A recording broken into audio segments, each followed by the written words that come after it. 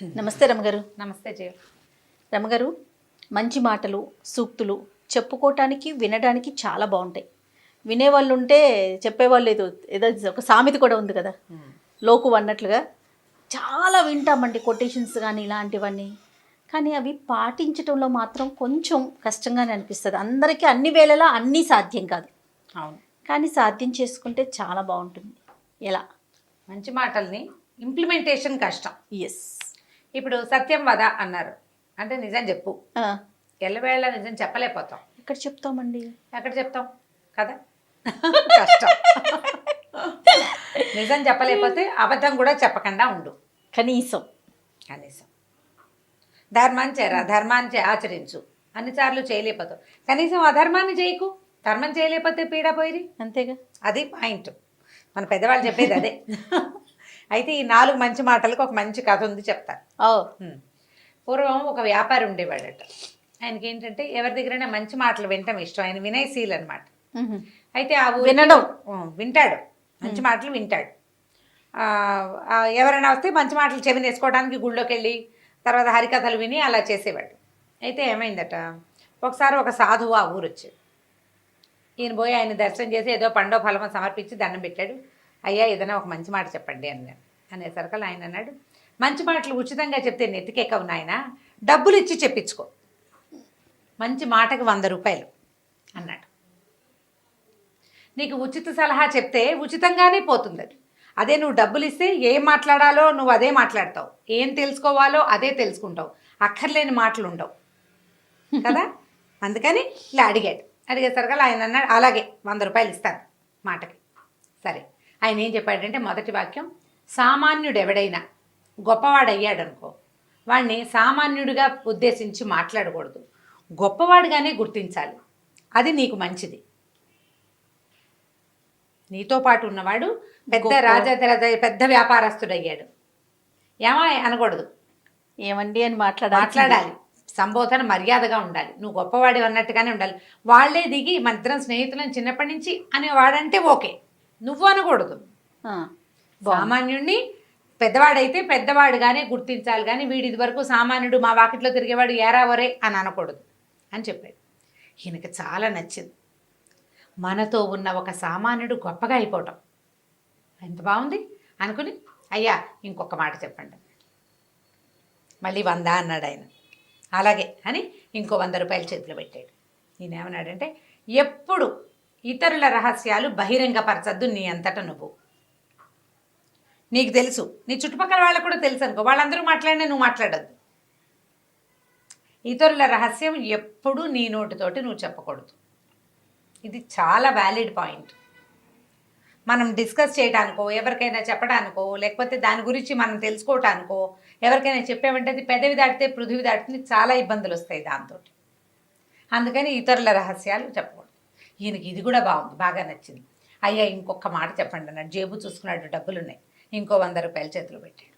ఈయన ఏమన్నాడంటే, పని వాళ్ళతో చేయించగలిగే పనిని వాళ్ళతో చేయొచ్చు, నీ సమయాన్ని వృధా చేసుకోబోక. వ్యాపారస్తుడు కదా ఈయన, అన్ని పనులలోకి దిగి నువ్వు చేయొద్దు. వాళ్ళు ఎవరో చేస్తారు, నీ దగ్గర పనివాడు ఉన్నాడు, గుమాస్తా చేయాల్సిన గుమాస్తాతో చేయొచ్చు. అది ఎలా చేయాలో నువ్వు అక్కడ నిలబడి దగ్గరుండి చేయించి సమయం వృధా చేసుకోబోక.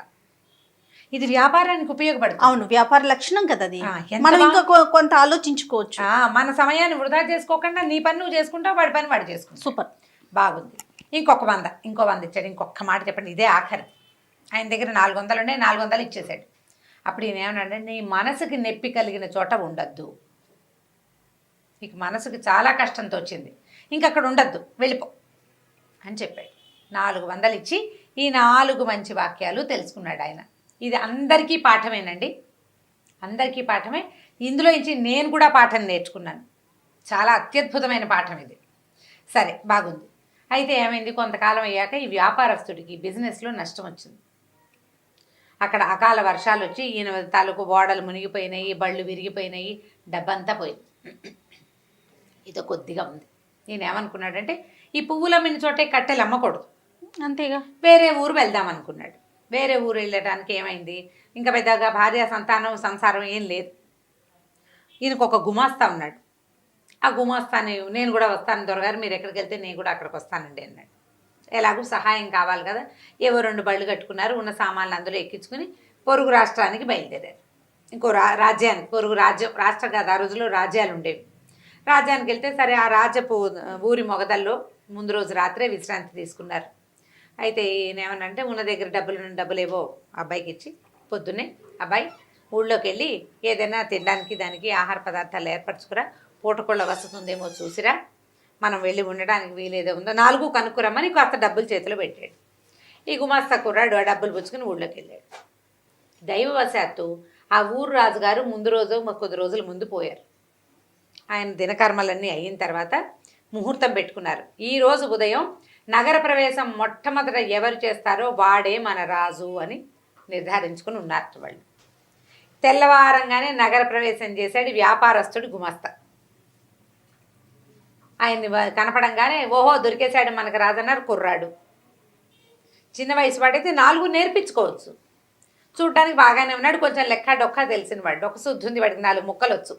ఇక దండేశారు, దండం పెట్టారు, చేశారు, తీసుకెళ్ళిపోయారు. మధ్యాహ్నం అయింది, ఆకలికి నకనకలాడిపోతున్నాడు వ్యాపారస్తుడు. ఏవో మరవరాలు అటుకులు ఉంటే 2 నోటో వేసుకున్నాడు. ఈ అబ్బాయి రావటల్లా. ఏమైందో ఏదో ప్రమాదం వాటిల్లిందా కుర్రాడు, వాడు డబ్బులు పుచ్చుకుని పారిపోయే రకం కాదు, ఇంత దూరం వచ్చాడు కదా మనతో పాటు. సరే ఈయన లోపలికి బయలుదేరి వెళ్ళాడు. వెళ్ళేసరికల్లా ఊరంతా కోలాహలంగా ఉంది. కొత్త రాజుగారు బాగున్నాడు అంటున్నారు, అదంటున్నారు ఇదంటున్నారు. ఎవరండి కొత్త రాజు, ఏమిటి ఇవాళ ఏమన్నా సింహాసనం పట్టాభిషేకం చేశారా ఏమిటంటే, ఇలా రాజుగారు గతించారు. ఆయన దినవారాలు అయిపోయాక తొలుత ఊళ్ళోకి ప్రవేశించిన కొత్తవాడికి రాజ్యం ఇవ్వదలుచుకుని ఉన్నాము. ఇవాళ పొద్దునే ఓ కుర్రాడు వచ్చాడు, అతన్ని రాజుని చేశామంటే తన గుమాస్తాయే రాజయ్యాడని ఆయనకు అర్థమైంది. గబగబా మెల్లిగా అంతఃపురాన్ని అక్కడికి రాజప్రాసాదం దగ్గరికి వెళ్ళి నేను ఫలానా అని చెప్పాడు. చెప్పేసరికి లోపలికి కబురు వచ్చింది. కుర్రాడు చెప్పాడు కదా, గుమాస్తా రాజైన గుమాస్తా ఏం చెప్పాడు, ఒక వ్యాపారస్తుడితో కలిసి వచ్చాను, ఆయన ఊరు బయట విడిశాడు అని చెప్పాడు. ఆయన విడిది అక్కడ ఉంది కదా, బళ్ళు అక్కడ ఆపుకున్నాడు. సరే లోపలికి వెళ్ళి ఈయన ఏం చేశాడు, లోపలికి వెళ్ళగానే తన గుమాస్తా రాజబట్టల్లో చక్కగా సింహాసనం మీద కూర్చుని ఉన్నాడు. ఈయన గుర్తొచ్చింది, 100 రూపాయలు ఇచ్చి ఒక మంచి మాట కొనుక్కున్నాడు తను. మొదటి వాక్యం ఏమిటి, సామాన్యుడు గొప్పవాడైతే అతన్ని సామాన్యుడిగా కాకుండా గొప్పవాడిగా పరిగణించాలి. నమస్కారం మహారాజా అని పలకరించాడు. ఆ మహారాజా అయిన కుర్రాడికి ఏనుగొక్కినంత సంతోషం వచ్చింది. మహారాజా అయిన సంతోషం కంటే తన యజమాని తనని మహారాజుగా గుర్తించిన పాయింట్ వ్యాలిడ్ పాయింట్స్ అనమాట. అత్యద్భుతమైంది. ఆయన చాలా గౌరవించి, ఈయన నాకు ఒకప్పటి యజమాని, నాకు అన్ని చదువు అంటే అన్ని విద్యలు, వ్యాపారం చేయటం, అందులో మెళకువలు ఈయనే నేర్పించాడు, ఈయన నా మంత్రిగా ఉంచుకుంటానని ప్రకటించాడు. ఈయన అక్కడ మంత్రి అయిపోయాడు. ఈయన అక్కడ వ్యాపారం కోల్పోయి వచ్చాడు కదా, సరే ఓ ఇల్లు వాకిలి ఏవో అలాట్ చేశారు, మంత్రులకు ఇచ్చేవి, కొత్త మంత్రి గారికి కూడా ఇచ్చారు. ఆయన బండి గిండి అన్నీ తెప్పించి ఇక్కడ పెట్టారు. సరే రాజుగారికి ఆయన భార్యని, ఆ ఊళ్ళో అక్కడ పెళ్ళయింది గుమాస్తాకి, ఈయన వెనకాల వచ్చాడు కదా, ఆవిడని తెప్పించారు. ఆవిడ తెప్పించేశారు. తెప్పించిన తర్వాత ఏమైంది, కొద్ది రోజులు గడిచాయి. ఒకరోజు ఈ రాజుగారు ఇప్పుడు ఈ గుమాస్తా కుర్రాడు భార్యని అక్కడ వదిలిపెట్టి ఇక్కడికి వచ్చాడు ఈయనతోటి. ఆ భార్యకి అక్కడ ఎవరితోటో ఫ్రెండ్షిప్లు ఉన్నాయి, ఆ అమ్మాయి ప్రవర్తన అంత మంచిది కాదు. ఇక్కడికి వచ్చాక ఇక్కడ కూడా కొద్దిగా స్నేహాలు చేసింది. ఓ రోజు ఈయన ఏవో అవి ఇవి అంటే అశ్వశాలలు గోశాలలు అవి పరిరక్షణ అవి వాటి కోసం చూస్తుంటే అశ్వశాలలో ఈ రాణిగారు ఆ అశ్వశాల అధిపతితోటి కనపడింది. దాంతో ఈయనకి ముందు టెన్షన్ వచ్చింది, తర్వాత భయం వేసింది. ఇతరుల రహస్యాలు బహిరంగపరచకూడదు, అందుకని ఏం చేశాడు ఆయన, తన భుజం మీద ఒక శాలువ ఉంటే వాళ్ళు ఎవరికి కనపడకుండా వాళ్ళు ఉన్న గది దగ్గర ఆ శాలువ గుమ్మాన్ని ఇట్లా కర్టెన్లాగా పెట్టేసి వచ్చేసాడు. వచ్చేసేసరికల్లా ఆ అమ్మాయి చూసుకుంది, ఇక్కడ శాలువ ఉందంటే ఖచ్చితంగా ఎవరో మన చూశారు అని అనుకుని ఈ శాలువ ఎవరిది వాకపు చేసింది కొత్త మంత్రి గారికి అని తెలిసింది. కొత్త మంత్రి గారు రాజుగారికి పూర్వపు ఓనరు, పూర్వపు సేటు. ఈవిడేం చేసింది, మీ మంత్రి గారు దుష్ప్రవర్తన, నాతోటి సరిగ్గా ప్రవర్తించలేదు, నన్ను ఏదో అన్నాడు, నాతోటి సరిగ్గా చేయలేదు అని చెప్పేసి భర్తకి చెప్పింది. చెప్పేసరికల్లా ఇప్పుడు ఏం చేయాలి, ఈయనేమో ఇదివరకటి యజమాని, అయ్యో ఈయన ఇలా అయ్యాడా, ఇప్పుడు ఏమిటి ఇల్లు వాకిలి వచ్చి మంత్రి పదవి వచ్చేసరికి ఈయన ఇలా అయిపోయాడు అనుకుని రాజుగారికి చాలా కోపం వచ్చింది. ఏం చేశాడు, ఆయన డైరెక్ట్గా శిక్షించకూడదు, ఎందుకంటే తన పూర్వపు యజమాని, తనే మంత్రిని చేశాడు, బాగుండదు, పరుగు పోతుంది. అందుకని ఆయనకి ఏం చెప్పాడంటే, మీరు ఒక పని చేయండి, కసాయి కొట్టుంది మనకి కోటని ఆనుకుని అవతల వైపు, అక్కడికి వెళ్ళి మాంసం కొనుక్కురండి అని చెప్పాడు. ఆ కషాయి కొట్టువాడికి ఏం చెప్పించారు? మాంసం కొనడానికి వస్తాడు, ఆయన్ని చంపేయమన్నారు. ఆయనేమనుకున్నాడు, మూడో మాట ఉంది కదా, మూడో మంచి మాట, 100 రూపాయల నోటు ఇచ్చి కొనుక్కున్నాడు. పని వాళ్ళు చేయగలిగే పని వాళ్ళతో చేయొచ్చు, నీ కాలం వృధా చేసుకోవద్దు. మాంసం కొనటం పెద్ద పనే, సైనికుడిని పంపిస్తే సరిపోతుంది. సరే, ఏం చేశాడు ఈయన? ఆ వాకిట్లో పనిచేసే ఓ సైనికుడిని, అరే అబ్బాయి ఆ కసాయి కొట్టు నుంచి మాంసం కొనుక్కురారా, అది పట్టుకెళ్ళి రాజుగారికి ఇవ్వు, ఫలానా లేడి మాంసం కావాలట అని చెప్పాడు. వీడు పోయి సైనికుడు అక్కడికి వెళ్ళేసరికి ఆ కసాయి కొట్టువాడికి ఏం తెలుసు, లేడి మాంసం అని ఎవడడిగితే వాడిని కొట్టేయాలి అంతే. ఆ సైనికుడిని కొట్టేసాడు వాడు. ఈ లోపల ఏమైంది, ఈ అశ్వశాలాధిపతి ప్రవర్తన మంచిది కాదని వేగుల వాళ్ళ ద్వారా ఈయనకి ఖబరు వచ్చింది రాజుగారికి. ఖబరు వచ్చేసరికల్లా ఆయన దుష్ప్రవర్తన ఎవరితోటని వాకపు చేస్తే అది తన భార్యేనని తెలిసిపోయింది. అయ్యో, నేను ఇంత పొరపాటు చేశాను, మంత్రి గారిని చంపేశానే వృధాగా అని అనుకుని ఆయన చాలా దిగులు పడుతున్నాడు. ఏం చేయాలో తెలియలే. ఒకప్పటి నా యజమాని నన్ను ఎంతో గౌరవించాడు, నన్ను అక్కడ ప్రేమగా చూసుకున్నాడు, ఇక్కడ గౌరవించాడు. వీడు నా దగ్గర పనిచేసిన వాడుని ఒక్కనాడు కూడా అనలా. అంత మంచివాడిని నేను ఈ పని చేశానే అని చాలా దిగులు పడ్డాడు. దిగులు పడి ఏం చేశాడు, ఆయన ఆలోచిస్తుండగా మంత్రి గారు వచ్చాడు.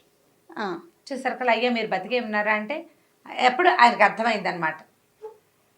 అతను రాజుగారు ఏమడిగాడంటే, మీ శాలువ ఫలానా చోట ఎందుకుంది, మీరు అక్కడికి వెళ్ళారా అని అడిగితే, అప్పుడు నేను ఏం చేయాలో తెలియక నేను అక్కడ ఒక చూడకూడని దృశ్యం చూశాను, ఎవరైనా చూస్తారని శాలువ అడ్డం పెట్టాను అని చెప్పాడు.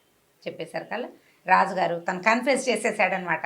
ఇలా జరిగింది, నా భార్య నన్ను ప్రోత్సహించింది, ఆవిడ మోసం చేసింది, నన్ను మీకు ఎగనెస్ట్గా మీకు వ్యతిరేకంగా నన్ను ప్రోత్సహించింది, అందుకని నేను మిమ్మల్ని ఇంకేం శిక్ష విధిస్తే అవమానకరంగా ఉంటుందని కసాయివాడికి చెప్పాను, మిమ్మల్ని అక్కడికి పంపిద్దాం అనుకున్నాను. భగవంతుడు నా ఎందుండి నన్ను ఇంత పాపం చేయకుండా నన్ను తప్పించాడు, నన్ను క్షమించండి అని కాళ్ళు పట్టుకున్నాడు. ఆయన పర్వాలేదులేని ఆయన, ఎలా జరగాల్సి ఉంది అది అలా జరుగుతుంది, నేను 100 రూపాయలు ఇచ్చి కొనుక్కున్నాను మాటల్ని, కొనుక్కున్న ప్రతి సలహాని నేను ఉపయోగించాను. ఇప్పుడు 4వ సలహా ఉంది కదా, మనసు దెబ్బతిన్న చోట గాయపడిన చోట ఉండద్దు. ఎంత బతిమిలాడినా రాజు వ్యాపారస్తులకు ఇంక అక్కడ ఉండాలి. మంత్రిగా కొంతకాలం పనిచేసి తను సంపాదించుకున్న సొమ్ముని 2 బళ్ళకి ఎత్తించుకుని ఆ ఊరు నుంచి బయటికి వెళ్ళిపోయాడు. ఈ 4 మంచి మాటల్ని అతను వాడుకున్నాడు. మనం ఇలాంటిదే ఇదివరకు ఒక కథ చెప్పుకున్నాం, దగ్గరగా ఇలాంటి కథే. ఎప్పుడైనా ఏదైనా కొన్ని మంచి వాక్యాలు, మంచి మాటలు ఉచితార్థం లభించాయి అనుకో, ఉచితంగా ఉన్న మాటల్ని మనం లెక్కే చేయం.